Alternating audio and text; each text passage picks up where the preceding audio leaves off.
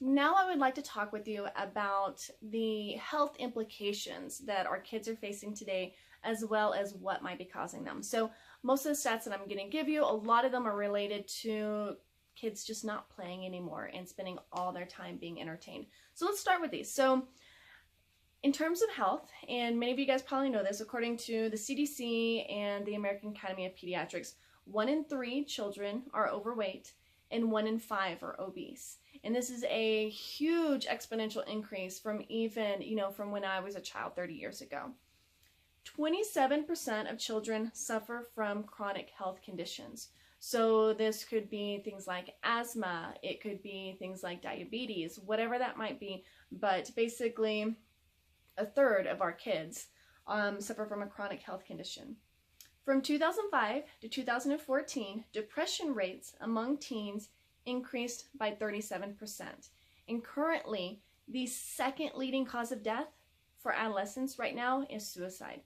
And a lot of studies are starting to link how our kids are becoming addicted to their devices and how that is also leading to depression and ultimately suicide. We all have heard this over and over again about social media bullying and how kids commit suicide because of the depression and the shame and whatever else that they're experiencing from that.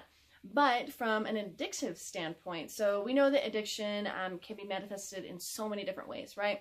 Alcohol, caffeine, gambling, other types of drugs like cocaine or whatever it might be.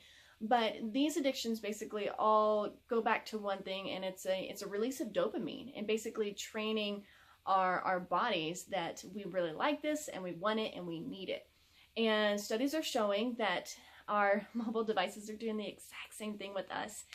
Even the little bling that goes off when you get a text message or when someone posts on your social media accounts, we immediately check our phone. Oh, I've got a message, I need to look at that. And if you're doing that as an adult, that is absolutely happening with your kid, and the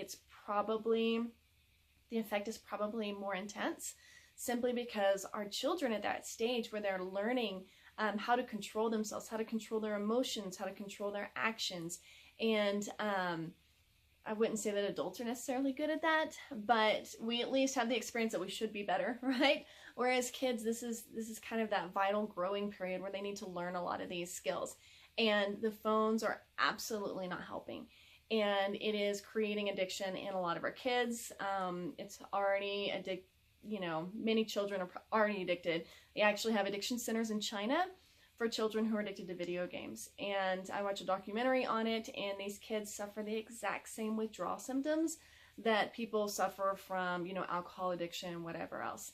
And so it's really, really, really important that we limit device use and help them to be an individual outside of device use, right? So again, like we said in one of the other videos about screen time and how you can regulate that is by simply setting a rule. One rule could equal up to 2 hours less of screen time per day. So don't have the TV on if no one's watching it. Do not put devices in bedrooms. That is absolutely dangerous because they'll stay up all night.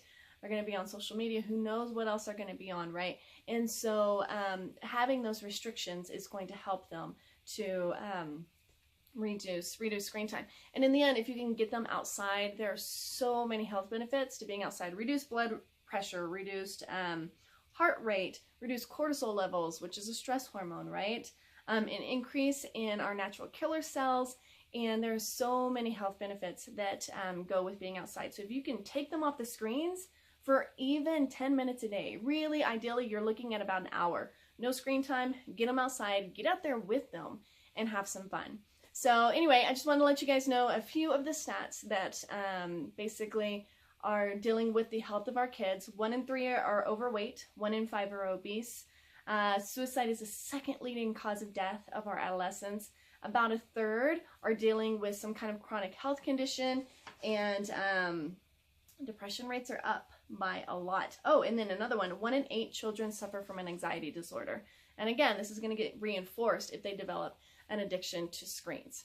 So if you guys have any questions, let me know. I can, look at the blog post that is associated with this video, and it will give you the references to all of these statistics. All right, hope you guys are having a good one.